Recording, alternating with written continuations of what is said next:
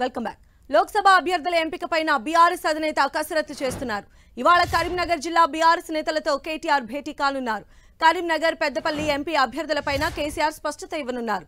కరీంనగర్ కు వినోద్ కుమార్, పెద్దపల్లికి కొప్పుల ఈశ్వర్ పేర్లు ఖరారు చేసినట్లు తెలుస్తోంది.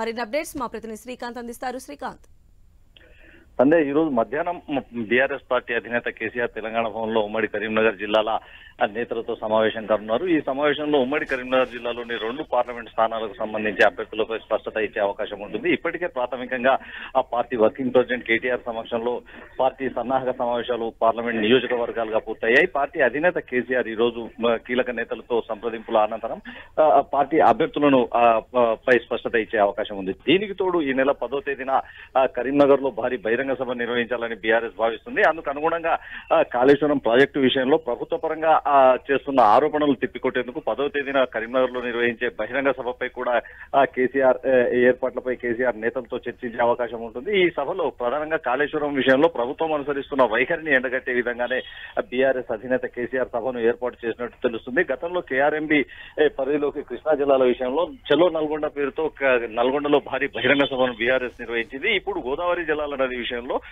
కరీంనగర్ లో కూడా అలాంటి సభనే భారీ బహిరంగ సభను నిర్వహించి పార్టీ అధినేత కేసీఆర్ కాళేశ్వరంపై పూర్తి స్థాయిలో ప్రజల్లోకి సరైన సమాచారాన్ని ఇవ్వాలని భావిస్తున్నారు.